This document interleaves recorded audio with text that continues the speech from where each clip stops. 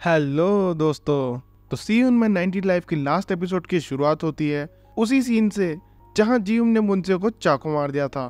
वो फिर मिनकी की ओर बढ़ती है कि तभी पीछे से वो लोग उसे तीर मार देते हैं। जीम नीचे से वो बैल उठाती है और मिनकी की तरफ देखकर कहती है, चाहे 100 साल बीत जाए या 1000 साल, जब तक मैं अपना बदला नहीं ले लूंगी मेरा दोबारा जन्म होता रहेगा। और ये कहकर वो नीचे गिर जाती है और वहीं मर जाती है। मिनकी फिर उससे वो बैल छीन लेता है और वो मुंसे को उसके पास मरने के लिए छोड़कर वहां से चला जाता है। इधर प्रेजेंट में जियम रोने लगती है क्योंकि उसे पता चल गया था कि वो खुद ही थी जिसकी वजह से उसे अपनी पास्ट लाइफ याद रहती थी।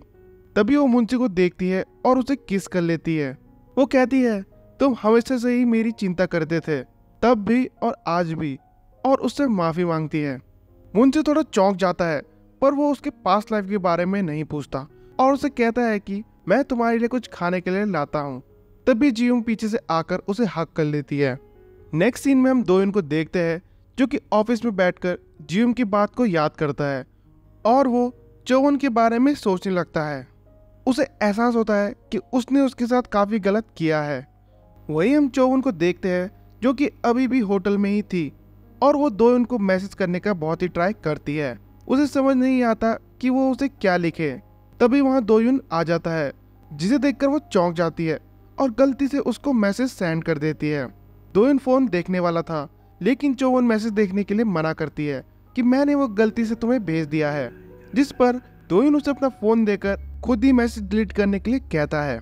मैसेज डिलीट करने के बाद दोयुन उसे एक अम्ब्रेला देता है जिसे देखकर चोवन को अपनी फर्स्ट मीटिंग की याद आ जाती है और वो फिर उसे भी एक बुके देकर हर चीज के लिए थैंक्स कहती है। साथ ही कहती है, ये मेरा तुम्हारे लिए लास्ट गिफ्ट है। अब मैं और ज्यादा सेल्फिश नहीं होना चाहती, इसलिए मैंने आगे बढ़ने का फैसला लिया है। ये कहकर वो वहां से जाने लगती है कि तभी दोयुन उसका हाथ पकड़ लेता है और उसके सामने अपनी फीलिंग कन्फेस करता है। साथ ही कहता है, लोग तो बोलते रहते हैं मुझे उसकी आदत हो गई है, पर क्या तुम ये सह पाओगी? जिस पर चोवन कहती है, उन्हें जो बोलना है बोलने दो, मुझे उनसे कोई फर्क नहीं पड़ता। ये सुनकर वो काफी खुश हो जाता है और वो उसे हक कर लेता है। नेक्स्ट सीन में हम जियम को देखते हैं जो कि मिनकी से मिलने आती है। वो उसे कहती है, वो तुम ही थे जिसने मेरी बहन को मारा था और मुझे भी मारने की कोशिश करी थी। मिनकी कहता है, मुझे पता था जब तुम सब देख लोगी तो तुम अपना बदला लेने जरूर आओगी। और वो उससे माफी मांगता है, मेरी बेवकूफ़ी की वजह से कई लोगों की जान चली गई थी। पर जियम कहती है, ये 1000 साल पुरानी बात है, जो भी हुआ है वो पास में था और मैं इस लाइफ में खुश रहना चाहती हूँ। जियम उसे बैल देकर कहती है, मैं अब नॉर्मल होना चाहती हूँ और मैंने अपनी फर्स्ट लाइफ पूरी देख ली है, तो मुझे अब क्या करना होगा? इस पर मिनकी कहता है, तुम्हें नॉर्मल होने और एकिंग को बचाने के लिए अपनी पास्ट लाइफ भूलनी होगी, लेकिन इसके साथ तुम एकिंग, मुंसियो और चोवन की यादें भी भूल जाओगी और तुम्हें कोई भी याद नहीं रहेगा। बाहर आते समय उसे वहाँ हाना दिखती है जो कि अब नॉर्मल हो गई थी। वो जियम को भी नहीं पहचानती। हाना को इस तरह देखकर वो समझ जाती है कि मिनकी किस बारे में बात कर रहा था। नेक्स्ट सीन में हम मुंसे को देखते हैं जो कि अपने अंकल से मिलने जेल में आया था और उसने उन्हें माफ कर दिया था। उसके अंकल ये जानकर खुश होते हैं और उससे हर चीज के लिए माफी मांगते हैं। आगे हम जियम को देखते हैं जो कि अभी भी मिनकी की बातें सोच रही थी और उसे कुछ भी समझ नहीं आता कि क्या वो खुश रह पाएगी। फिर अगले दिन वो मुंसो के साथ एकिंग को हॉस्पिटल में देखने आती है। थोड़ी देर बाद वहाँ चोवन और दोयुन भी पहुंच जाते हैं और उन सभी को पता चलता है कि वो दोनों रिलेशन में हैं। जिम को एक नर्स अपने साथ बुलाती है और जाते हुए वो देखती है वो सभी आपस में बहुत ही ज्यादा खुश लग रहे थे और थोड़ी देर बाद एकिंग को ऑपरेशन के लिए ले जाया जाता है। उन्हें इस हाल में देखकर वो उदास हो जाती है।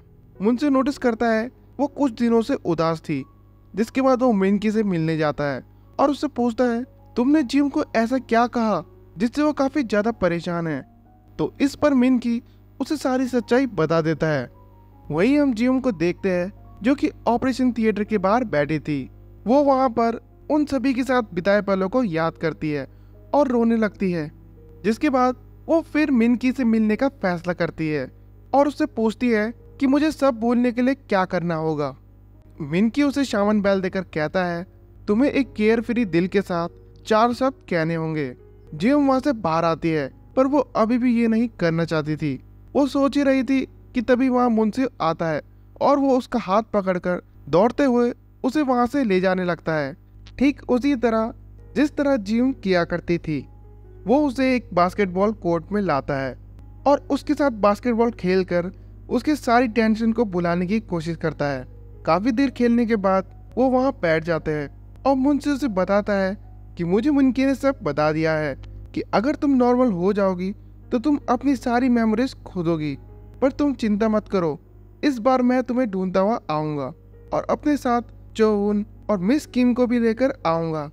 जियोंग कहती है अगर मैं तुम्हें नहीं पहचान पाई तो क्या होगा, जिस पर वो मजाक में कहता है मेरे चाह में फंसने में तुम्हें सिर्फ एक ही दिन लगेगा, इसलिए तुम मुझ पर विश्वास रखो। ये सुनकर जियोंग हंसने लगती है। फिर मुनसियो उसके लिए एक प्रेजेंट निकालता है जिसमें वो मैचिंग रिंग्स लेके आया था और वो दोनों ही एक दूसरे को वो रिंग पहना देते हैं। ये देखकर जियोंग काफी इमोशनल हो जाती है और वो नॉर्मल होने का फैसला करती है। आगे हम देखते हैं चोवन ने जियोंग को एक रेस्टोरेंट में मिलने के लिए बुलाया था। थोड़ी देर में वहां जियोंग भी पहुंच जाती है।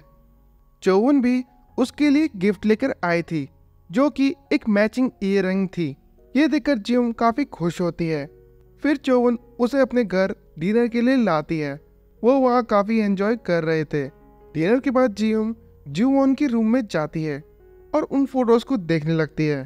थोड़ी देर बाद चोवन की मॉम भी वहाँ आ जाती है और उसे बताती है कि ये रूम मेरी बड़ी बेटी का था। वो वहाँ जुवॉन के बारे में बताती है। ये सुनकर जियोंग काफी इमोशनल हो जाती है और उनसे पूछती है क्या मैं आपको हक कर सकती हूँ, तो वो मना नहीं करती। अगले दिन हम देखते हैं वो उन बैल्स को लेकर उसी ब्रिज पर आ जाती है और जब वो उन बैल्स को पकड़ती है तो वो अपनी इमेजिनेशन में चली जाती है जहां वो सो से मिलती है। सो उससे उसकी लाइफ के बारे में पूछती है तो जियोंग बताती है मैं बहुत ही ज़्यादा खुश हूँ और अब सब कुछ ठीक है। जिसके बाद वो धीरे धीरे अपनी पिछली लाइफ की मेमोरीज को बोलने लगती है।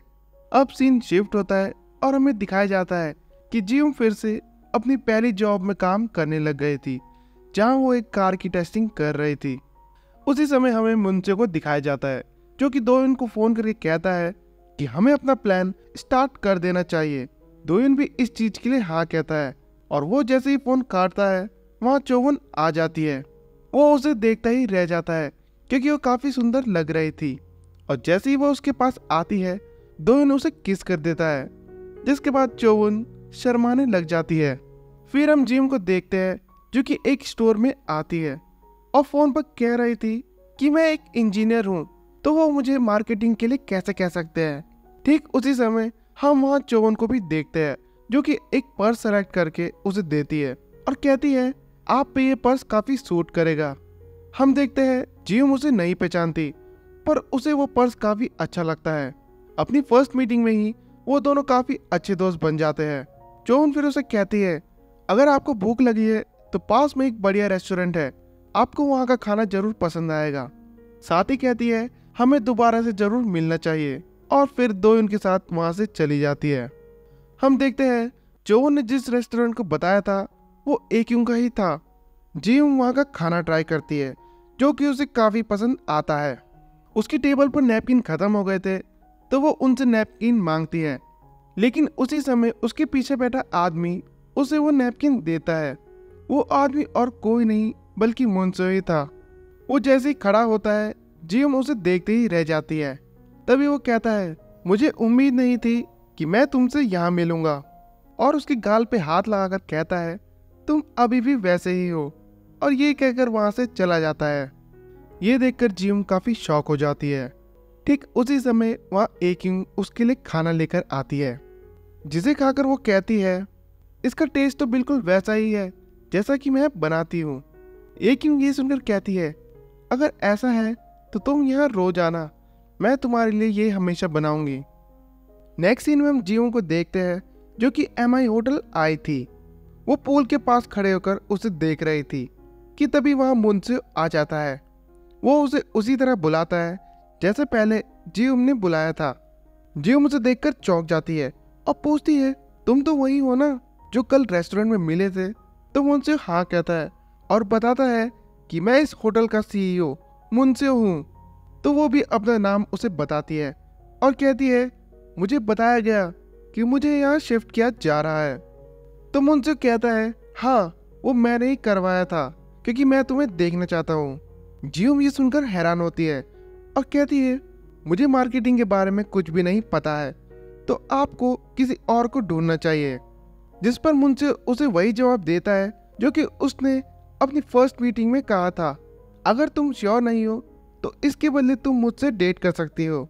यह सुनकर वो हंसने लगती है और कहती है तुम एक स्ट्रेंजर को ऐसा कैसे कह सकते हो, हम बस अभी ही तो मिले हैं। जिस पर मुंसे कहता है शायद हम स्ट्रेंजर ना हो। और ये सुनकर वो काफी हैरान होने लगती है और पूछती है क्या हम पहले कभी मिले हैं, पर वो कुछ जवाब नहीं देता। वो फिर उसे दिखाता है कि हमने मैचिंग रिंग भी पहनी है और पूछता है क्या तुम किसी को पसंद करती हो। जिस पर जियोम मना करती है और उससे भी पूछती है क्या तुम किसी को पसंद करते हो। इस पर मुंसे कहता है हाँ मैं इस पल से किसी को पसंद करने लग गया हूँ, और वो यहाँ उसी की ही बात कर रहा था। उसके बाद वो उसे कहता है मैं तुम्हें 3 बार डेट के लिए पूछूंगा और अगर तुमने तीनों बार मना कर दिया तो मैं तुम्हें फिर कभी परेशान नहीं करूंगा। और उसे पूछता है क्या तुम मेरे साथ डेट करोगी। जिस पर जियोम पूछती है क्या ये तुम्हारा पहला कन्फेशन था। तो मुंसे हाँ कहता है कि ये मेरा पहला कन्फेशन है इस लाइफ में। और वो दोनों एक दूसरे को देखकर स्माइल करने लगते हैं और इसी सीन के साथ ये ड्रामा यहाँ खत्म हो जाता है। तो आपको ये ड्रामा कैसा लगा कमेंट करके जरूर बताना। तो मिलते हैं ऐसे ही किसी और नए ड्रामा के एक्सप्लेनेशन के साथ। अभी के लिए इतना ही।